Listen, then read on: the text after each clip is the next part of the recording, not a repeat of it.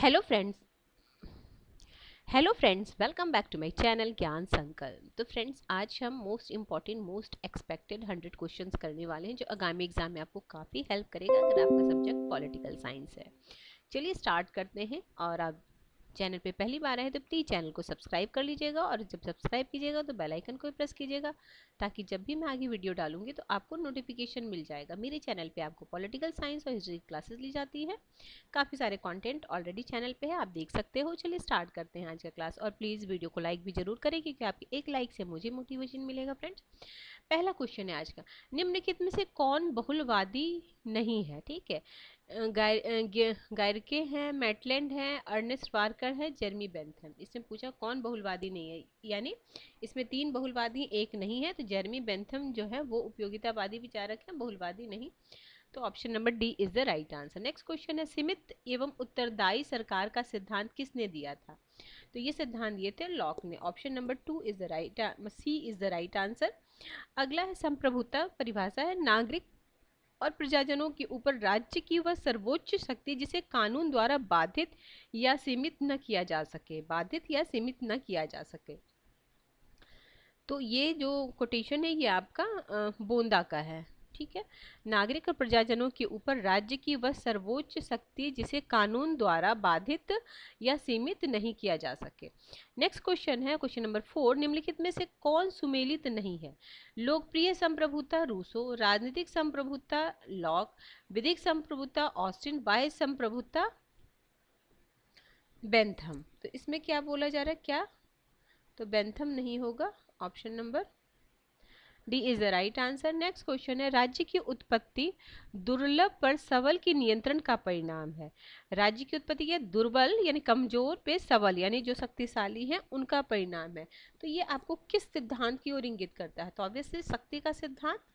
ठीक है, लॉक के सामाजिक समझौते के अनुसार लॉक ने कितने समझौते किए हैं? तो याद रखिएगा, पहले हॉब्स आते हैं, फिर लॉक आते हैं, फिर रूसो आते हैं। तो 1 to 1, तो इन्होंने 2 समझौते किए थे। ठीक है, याद रखिएगा। अभी लॉक का पूछा, हॉब्स का भी 1 to 1 याद रखिएगा। मतलब 1 किए थे हॉब्स, 2 किए थे लॉक, और 1 फिर किए थे Rousseau. Next question, question number 7 क्या है? निम्नलिखित में से किस चिंतक ने 20वीं सदी में सामाजिक समझौते का नया दृष्टिकोण, सामाजिक समझौते का नया दृष्टिकोण लाए थे? तो वे सामाजिक समझौता, मैं पिछले क्लास में भी ये क्वेश्चन देखो थोड़ा सा अलग हट के आया था ना।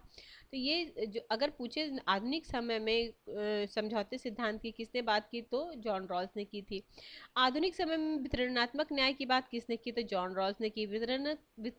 वितरणात्मक न्याय के प्रणेता कौन है? तो अरस्तू है।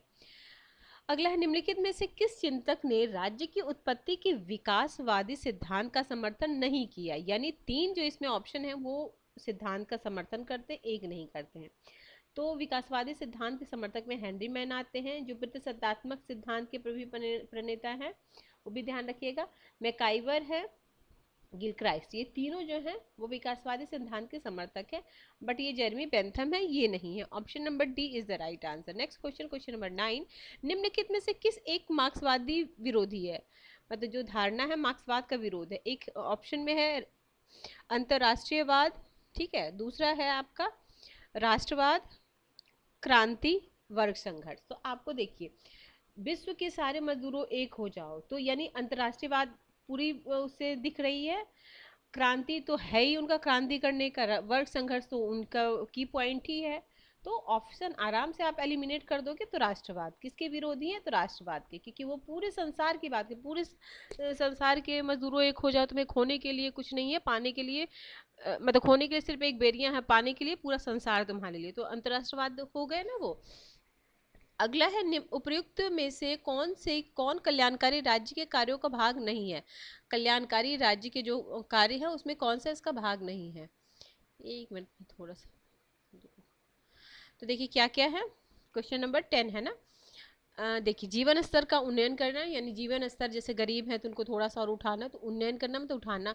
श्रम कानून बनाना कि ठीक है भेदभाव ना हो। सामाजिक न्याय, बिल्कुल सही बात। धार्मिक मान्यताओं को प्रोत्साहन, ऐसा लग रहा है, ऐसा तो नहीं ना। तो ऑप्शन ये तो आराम से, कुछ क्वेश्चन होते हैं कि आपकी अंडरस्टैंडिंग बेस होते हैं, उसके लिए पढ़ने की जरूरत नहीं होती, आपकी समझ को वो परखते हैं।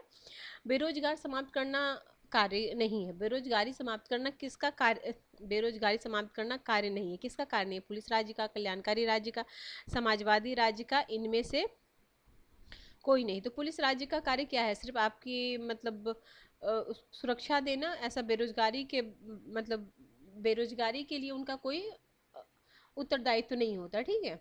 समाजवादी चाहते सबका उत्थान, कल्याणकारी चाहते, यानी दो ऑप्शन तो हो गया, तो इनमें से कोई नहीं तो नहीं होगा, तो ये ऑप्शन नंबर ए ही हो जाएगा। किसने कहा राज्य का आधार शक्ति नहीं इच्छा ही? ये तो कितनी बार मैंने खुद ही अपने क्लास में कितनी बार करा दिया, आप लोगों को तो याद ही हो गया होगा, टीएच ग्रीन। नव वामपंथी किस दर्शन पर आधारित है? मैंने काफ़ी सारे मॉडल पेपर प्रैक्टिस सेट ले रखा फ्रेंड्स, यूजीसी नेट के प्रीवियस ईयर के, तो आप मेरी पुरानी वीडियो भी देख सकते हो। आपको कभी मतलब ज़्यादा लंबी वीडियो नहीं होगी, 20 से 25 मिनट की होगी, तो मैंने काफ़ी सारे क्वेश्चंस ले रखे हैं, आप पुरानी वीडियो देखो। इंडियन कॉन्स्टिट्यूशन का भी मैंने कंप्लीट रिविजन करा दिया है यूथ पब्लिकेशन के एग्जाम पॉइंटनर से, वो भी आपको प्लेलिस्ट मिल जाएगी। साथ ही साथ आपको ये थ्योरेटिकल पार्ट भी राजेश मिश्रा की बुक से कराया हुआ है, एक बार जरूर प्लेलिस्ट को चेक करना। हिस्ट्री की भी क्लासेस मॉडल पेपर काफ़ी सारे मैंने ले रखा है यूपी, टीजीटी, पीजीटी के लिए। नेक्स्ट है, ठीक है, ये हो गया क्वेश्चन नंबर 13। 13 में क्या है? नव वामपंथ किस दर्शन पर आधारित, और हाँ 250 क्वेश्चन आपको पब्लिक एडमिनिस्ट्रेशन के मिल जाएंगे, वो भी प्लेलिस्ट बनी हुई है। नव वामपंथ किस दर्शन पर आधारित है? तो ये मार्क्सवाद पे, सॉरी। अगला है 14, निम्नलिखित कथनों पर विचार कीजिए। ऐसे राज्य जो मात्र चौकीदार हों, ठीक है, क्या निम्नलिखित पर विचार कीजिए, ठीक है। व्यक्तिवाद, कल्याणकारी और खुला, इन कथनों पर का सही, इनमें से कौन सही है?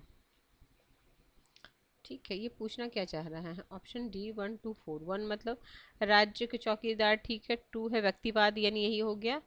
और कल्याणकारी नहीं, खुला बाजार, तो यानी ये व्यक्तिवादी या उदारवादी की बात करा, तो ये देखो, ये तीनों एक दूसरे से रिलेटेड है, ये और ये समाजवादी राज्य की बात कर रहा है, खुला बाजार कौन उदारवादी की है, तो इसलिए 1 2 4 हो गया।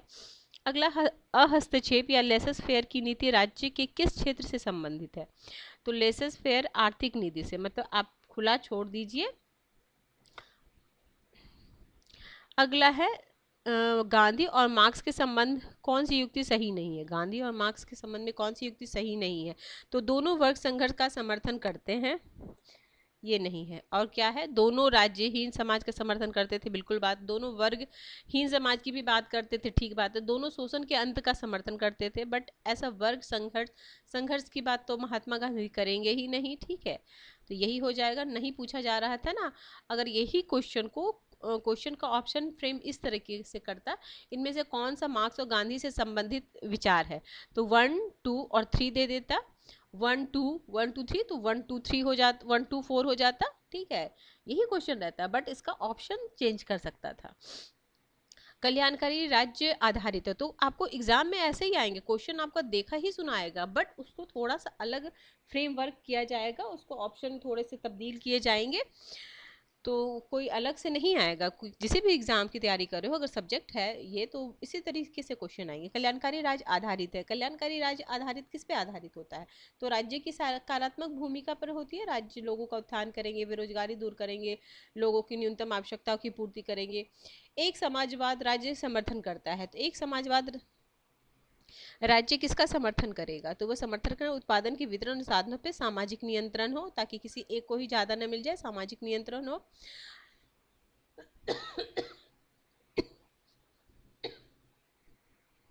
यह सिद्धांत दिया सबने अपनी योग्यता के अनुसार और सबको अपनी आवश्यकता के अनुसार, ठीक है। सबको अपनी योग्यता के अनुसार, सबको अपनी आवश्यकता के अनुसार, तो ये मार्क्स का है। और मार्क्स ना दे देता तो वैज्ञानिक समाजवादी दे देता, तो भी ये ऑप्शन हो जाता।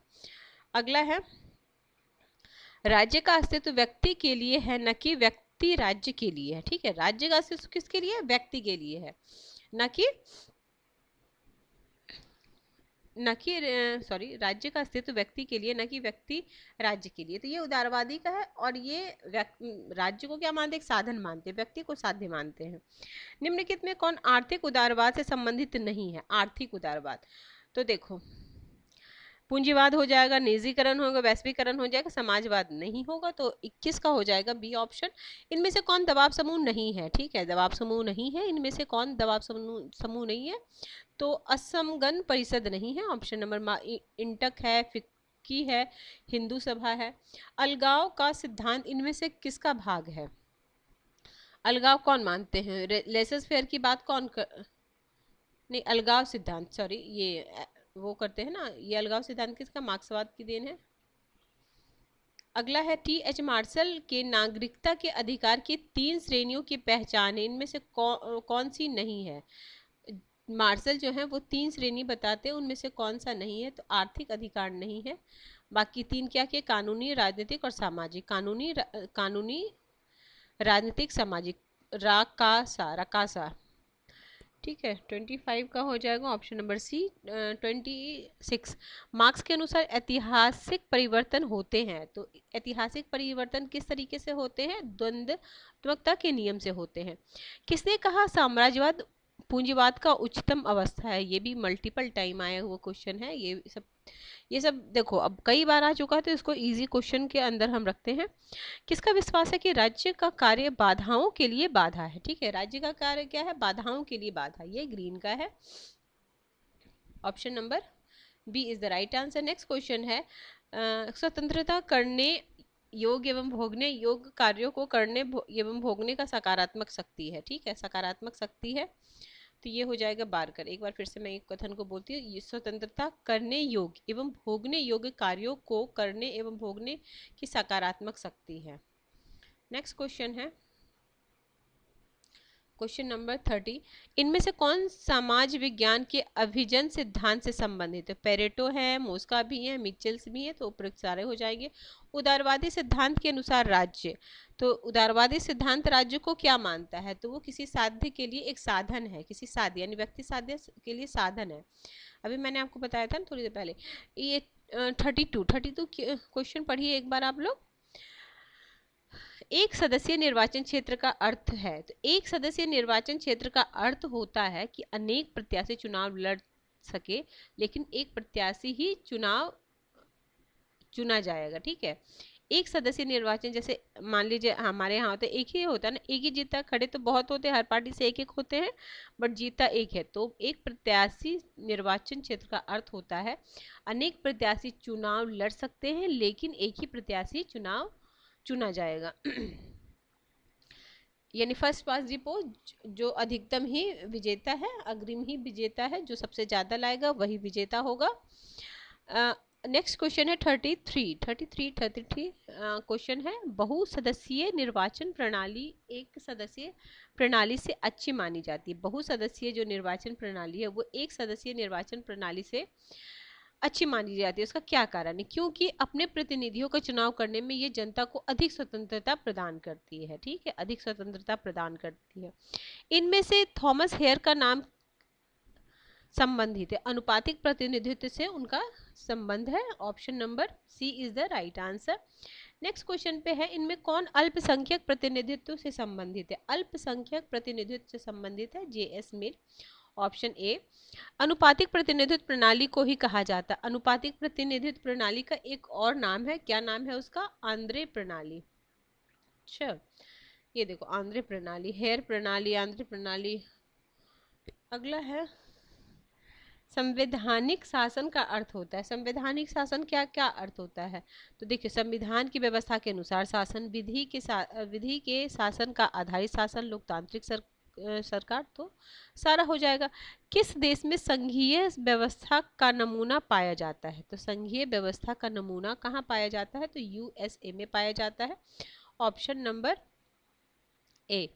प्रशासकीय एकरूपता विशेषता है, तो प्रशासकीय एकरूपता कहाँ की विशेषता है? 39 क्वेश्चन कर रहे हैं हम, तो एकात्मक सरकार की। नेक्स्ट है, एकात्मक शासन प्रणाली में इकाइयों की शक्ति प्राप्त होती है, तो इकाइयों की शक्ति किसमें? एकात्मक है तो केंद्र से। ठीक है, अगला है, और संघात्मक होगा वहाँ पे संविधान से बंटवारा किया जाता है ना कार्य, मतलब शक्तियों का। 41 है, 41 क्या क्वेश्चन बोल रहा है? संसदात्मक और देशात्मक शासन में सरकार के वर्गीकरण का आधार क्या है? तो इसमें वर्गीकरण का आधार विधायिका और कार्यपालिका का संबंध। देखो, संवादात्मक में एक दूसरे से उत्तरदायी होते हैं, और इस अध्यक्षात्मक के दोनों अलग होते हैं। कार्यपालिका विधायिका से संबंध नहीं होता, तो वही संबंध के आधार पे होता है। अगला, एक संसदीय व्यवस्था जब मंत्री द्वारा रखा प्रस्ताव विधानमंडल के पटल पर नामंजूर हो जाता है, ऐसी स्थिति में, देखो, एक संसदीय व्यवस्था में जब मंत्री द्वारा रखा गया प्रस्ताव विधानमंडल के पटल पर नामंजूर कर दिया जाता है, तो सारी मंत्रिपरिषद को इस्तीफा देते हैं, सारे मंत्रिपरिषद इस्तीफा देंगे। नेक्स्ट क्वेश्चन है, असर्शन रीजन का क्वेश्चन है, संघीय व्यवस्था आवश्यक रूप में एक स्वतंत्र न्यायपालिका प्रदान करती है। संघीय व्यवस्था आवश्यक रूप से एक स्वतंत्र न्यायपालिका प्रदान करती है। यह केंद्र तथा इकाइयों के बीच उत्पन्न विवादों को दूर करती है। ये केंद्र तथा राज्यों के विवादों को, इकाइयों को, विवादों को दूर करती है। तो इसका ठीक हो जाएगा, दोनों सही हो और सही इसकी व्याख्या हो जाएगी। अगला 44, निम्नलिखित में से किस देश में अधिशात्मक प्रणाली की सरकार है? ठीक है, तो आपको पता ही होगा यूएसए में है। ठीक है, 44 का क्या हो जाएगा? Option number B is the right answer. 45, कौन सविनय अवज्ञा जांच समिति का अध्यक्ष था? इंपॉर्टेंट क्वेश्चन है। तो हकीम अजमल खां, हकीम अजमल खान, नोट डाउन कर लीजिएगा, सविनय अवज्ञा जांच समिति का। मई 1928 में मुंबई में आयोजित सर्वदल सम्मेलन, ठीक है, सर्वदल सम्मेलन के अध्यक्ष कौन थे? तो इसके अध्यक्ष थे डॉक्टर एम अंसारी। ठीक है, अगला है 1928 में गठित नेहरू कमेटी के सदस्य नहीं थे। 47, राजेंद्र प्रसाद नहीं थे। बाकी कौन कौन हैं? देखिए, सप्रू हैं, डॉक्टर MR जयकर हैं, SC बोस हैं, और अंबेडकर और जो सप्रू है, तेज बहादुर सप्रू, यही दोनों हैं जो तीनों गोलमेज सम्मेलन में भाग लिए थे। अगला है 48। 48 क्या है? ख्याति प्राप्त फरीदपुर भाषण किसने दिया था? ख्याति प्राप्त फरीदपुर भाषण किसने दिया था? तो CR दास ने दिया था। काकोरी षड्यंत्र के परिणाम किनको फांसी दी गई थी? ये तो एग्जाम में कई बार है, लेकिन देखो, जो कम बार एग्जाम में आया हो उसको आप नोट डाउन कर लीजिए। राम प्रसाद बिस्मिल को दिया था, और किसको किसको दिया था? राम प्रसाद बिस्मिल को ही दिया गया था ना। अगला, निम्नलिखित में से कांग्रेस समाजवादी पार्टी से संबंधित नहीं है। कांग्रेस समाजवादी पार्टी से कौन संबंधित नहीं है? तो पंडित गोविंद बल्लभ पंत नहीं है। बाकी सोशलिस्ट से रामानुज लोहिया भी हैं, जयप्रकाश नारायण आचार्य, नरेंद्र देव। 51 है, काउंसिल प्रवेश में के प्रश्न, निम्नलिखित में से कौन भारतीय राष्ट्रीय कांग्रेस के परिवर्तनवादी वर्ग का सदस्य नहीं है? देखिए क्या है, एक बार फिर से मैं क्वेश्चन बोलती हूँ। काउंसिल प्रवेश के प्रश्न पर निम्नलिखित में से कौन भारतीय राष्ट्रीय कांग्रेस के परिवर्तनवादी वर्ग का सदस्य नहीं है? तो इसका राइट आंसर है Sardar Vallabh Bhai Patel, option number C. Shrimati Annie Besant कब निर्वाचित की गई थी? कांग्रेस की जो अध्यक्ष बनी थी वो कब बनी थी? तो 1917 में। ठीक है, 1917 में। राजा महेंद्र प्रताप सिंह के नेतृत्व में भारतीय क्रांतिकारियों का प्रतिनिधि मंडल लेनिन किस वर्ष मिला था? फिर से एक बार मैं क्वेश्चन बोलती हूँ। देखिए, महेंद्र प्रताप सिंह के नेतृत्व में भारतीय क्रांतिकारियों का प्रतिनिधि मंडल लेनिन से किस वर्ष मिला था? तो 1919 में मिला था। 1919 में। 1917 में तो रूसी क्रांति हुई थी। कांग्रेस दल का जो प्रथम विभाजन हुआ था वो कब हुआ था? तो ऑप्शन बी 54 का है, ऑप्शन बी। 55 है, लॉर्ड कर्जन निम्नलिखित में से किस एक कार्यवाही ने भारतीय की भावना को सबसे अधिक ठेस पहुंचाई थी? बंगाल विभाजन। बारदौली सत्याग्रह के नेता कौन थे? तो वल्लभ भाई पटेल थे, ऑप्शन नंबर ए। 56 का ए। 57, निम्नलिखित दलों में से किसने साइमन कमीशन का विरोध नहीं किया था? तो जस्टिस पार्टी ने नहीं किया था, स्वराज पार्टी, कांग्रेस पार्टी और हिंदू ने किया था। अगला है, भारत को स्वतंत्रता मिली, ठीक है, तो इसका राइट आंसर है भारत स्वतंत्रता अधिनियम 1947। नेक्स्ट क्वेश्चन 59 में क्या बोला जा रहा है? उपयुक्त में किस अधिनियम द्वारा ब्रिटिश ताज ने भारतीय प्रशासन को अपने हाथों में ले लिया था? तो किससे, कौन से उससे लिया था? 1858 अधिनियम से। ठीक है। अगला है, भारत में प्रांतीय स्वायत्तता लागू की गई थी। प्रांतों, देखो प्रांतों में स्वायत्तता और के, तो ये इसका राइट आंसर है 1935 के अधिनियम के द्वारा प्रांतों में स्वायत्तता लागू की गई थी। कौन से अनुच्छेद राज्य को उच्च न्यायालय संबंधित है? उच्च न्यायालय से संबंधित, देखो आर्टिकल इंपॉर्टेंट जरूर कर लेना, और लास्ट वाले आर्टिकल जो भाषा वाले हैं वो भी, और भी शास्त्रीय भाषा 4 ऐड किया गया है वो याद कर लेना। शास्त्रीय भाषा कितनी अब टोटल हो गई है वो याद कर लेना। मैं ऐसे शॉर्ट्स के थ्रू आपको डाल ही दूंगी, और मैं जो शॉर्ट्स में डालती हूँ ना वो भी आपके लिए काफ़ी, क्योंकि मेरे पास टाइम नहीं रहता, तो मैं जो इंपॉर्टेंट समझ में आता है वो मैं आपको शॉर्ट्स में डाल देती हूँ। तो प्लीज़ आप उसको इग्नोर मत करना, उसे देखते रहना, क्योंकि कम टाइम में आपका अच्छा कंटेंट जो है तैयार हो जाएगा। तो ऑप्शन सी 61। नेक्स्ट क्वेश्चन है, निम्नलिखित किस प्रदेश में विधान परिषद नहीं है? यानी यहाँ जो 3 दिया हुआ उसमें है, उत्तराखंड में नहीं है।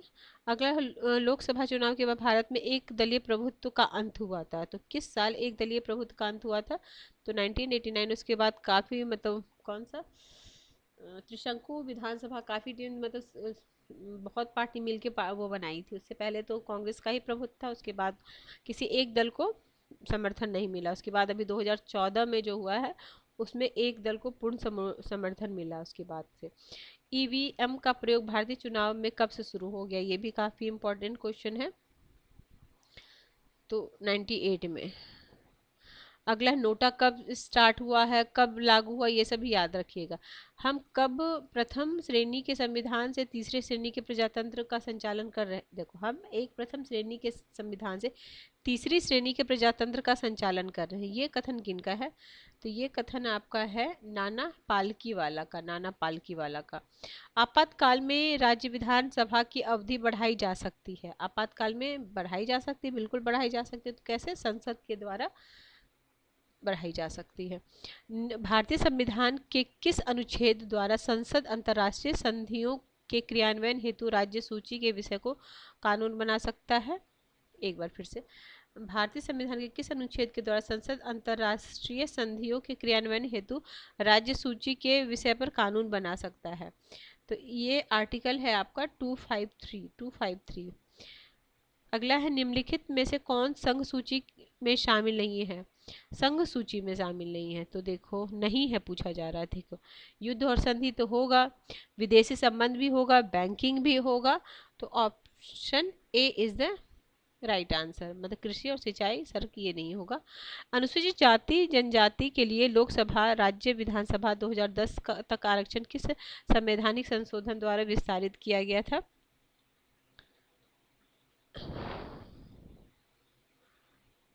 तो ये था 79वां। ठीक है। अगला, भारतीय संविधान के अनुसार निम्नलिखित में से किसे अवशेष शक्तियां प्रदान की गई है? तो अवशेष शक्तियां भारत में केंद्र के पास है। नेक्स्ट क्वेश्चन है, निम्नलिखित में कौन भारतीय संविधान के बुनियादी ढांचे का अंग नहीं है? ठीक है, बुनियादी जो हमारा ढांचा है उसका गणतंत्रीय सरकार नहीं है, बाकी विधि का है, पंथ निरपेक्ष संसदात्मक। Option C. अवैधानिक रूप से निरुद्ध किए जाने वाले न्यायालय द्वारा कौन सा रिट जारी किया जाता है? यानी न्यायालय के लिए जो रिट हो, 72 का हो जाएगा। अगला है, अंबेडकर को भारतीय संविधान के जनक के स्थान पर भारतीय संविधान की जननी कहनी चाहिए, यह किसने कहा था? अच्छा, जनक नहीं जननी कहनी चाहिए। तो ये के वी राव 73 का है। Option B 74।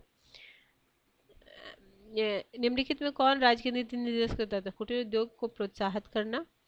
अगला, भारत के राष्ट्रपति का चुनाव होता है, तो भारत के राष्ट्रपति का चुनाव किस प्रकार से होता है? एकल संघीय मत प्रणाली से। संसद का अर्थ क्या होता है? तो लोकसभा, राज्यसभा और राष्ट्रपति। Option C. निम्नलिखित में कौन सा कथन सही है? सही कथन को बताना है, तो इसमें से कौन सा सही कथन है? लोकसभा प्रस्तुत किया जाता है। ये अधूरा क्वेश्चन। अगला नेक्स्ट क्वेश्चन 78, भारत का कौन सा राष्ट्रपति 2 काल राष्ट्रपति की बात बोला जा रहा है। कौन 2 काल तक रहे थे? डॉक्टर राजेंद्र प्रसाद। भारत संविधान कब लागू हुआ था? ठीक है, बनना अलग बात है, लागू कब से हुआ था ये पूछा जा रहा है आपसे। तो यहाँ 2 नहीं, भारत का संविधान कब लागू हुआ था?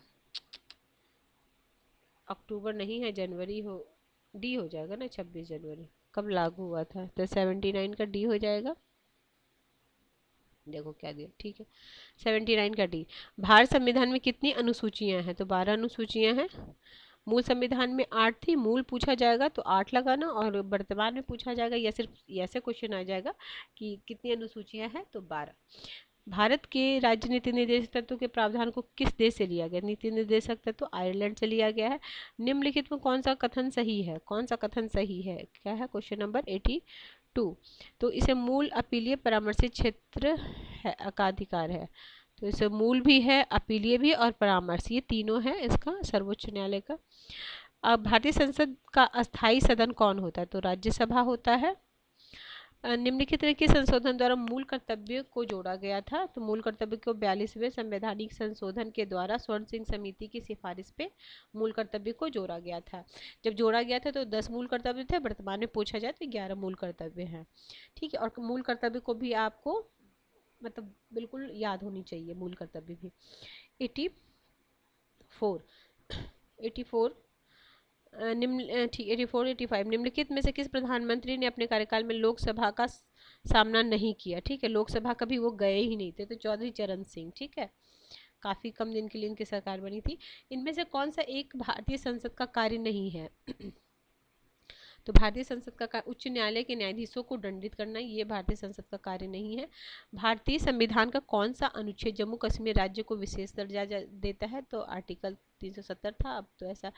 भारतीय राष्ट्रीय महिला आयोग किस वर्ष संसद द्वारा पारित किया गया था? तो 1990।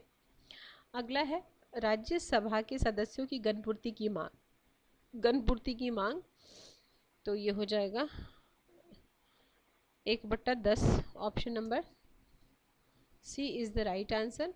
नेक्स्ट क्वेश्चन है, भारत का संविधान का रक्षक किसे बोलते हैं? उच्चतम न्यायालय। संविधान के किस अनुच्छेद द्वारा नागरिकों के मूल कर्तव्य को स्थगित किया जा सकता है? एक मिनट, स्थगित किया जा सकता 359। ठीक है, आर्टिकल 359 91 का हो जाएगा ऑप्शन नंबर सी। अगला है 92। भारतीय संविधान किस अनुच्छेद में समानता का अधिकार? तो 14 से 18, ऑप्शन नंबर ए। किस अनुच्छेद द्वारा भारत में वित्तीय आपात? तो वित्तीय आपात 360। इनमें से कौन देश सर्वोच्च न्यायालय के न्यायिक पुनर्निरीक्षण उपलब्ध है? किस में है पुनर्निरीक्षण उपलब्ध? तो ये हो जाएगा भारत और यूएसए। इनमें से कौन संसदीय प्रक्रिया भारतीय संसद की देन है? तो जो शून्यकाल है वो भारतीय संसद की देन है। ठीक है, इनमें से कौन सी संसदीय प्रक्रिया भारतीय संसद की देन है? तो शून्यकाल हो जाएगा। 95 का ऑप्शन नंबर बी हो जाएगा। संवैधानिक प्रश्न के विवादों पर सुनवाई के लिए कितने न्यायाधीश आवश्यक होते हैं? संवैधानिक प्रश्नों पर कितने न्यायाधीश? तो इसमें सी दिया हुआ, एक बार आप जरूर गूगल कर लीजिएगा क्योंकि ये पहले का पेपर है, हो सकता है भी चेंज हुआ होगा, मैं भी एक बार चेक कर लूँगी। ठीक है, 97। निम्नलिखित में कौन सत्य है? तो यह सर्वोच्च न्यायालय उच्च न्यायालय अपने पूर्व निर्णयों में परिवर्तन कर सकते हैं, ऑप्शन नंबर बी। अगला, निम्नलिखित में कौन सा शब्द भारतीय संविधान के प्रस्ताव में उल्लेखित नहीं है? तो संघीय शब्द को नहीं दिया गया। संविधान के किस संशोधन द्वारा राज्य के नीति निर्देशक तत्व को मौलिक अधिकार के ऊपर प्रधानता दी गई है? ये भी इंपॉर्टेंट है आपके लिए। तो ये दिया गया था 42वें संवैधानिक संशोधन के द्वारा। 99। आज की क्लास का लास्ट क्वेश्चन है, राज्यसभा लोकसभा के बीच किसी बल पर गतिरोध होने पर उस प्रक्रिया को दूर किया जा सकता है? तो उस प्रक्रिया को राष्ट्रपति दोनों के लिए संयुक्त अधिवेशन की या संयुक्त बैठक को आहूत करते हैं। तो देखो इसमें 2 क्वेश्चन आता है। संयुक्त अधिवेशन को आहूत करता है राष्ट्रपति और इसकी अध्यक्षता करता है लोकसभा अध्यक्ष। ठीक है, 108 आर्टिकल के तहत संयुक्त अधिवेशन होता है। ठीक है, चलिए फ्रेंड्स, हमने most important most expected question किया है, आपको काफ़ी हेल्प करेगा आगामी एग्जाम में। चलिए मिलते हैं नेक्स्ट वीडियो में। किसी वजह से चैनल हेल्प करी तो जरूर चैनल को सब्सक्राइब कीजिए और अपने फ्रेंड्स फैमिली में शेयर कीजिए ताकि ज़्यादा से ज़्यादा लोग मेरे से जुड़े। मिलते हैं हम नेक्स्ट वीडियो में। Till then bye bye, keep watching and keep sharing.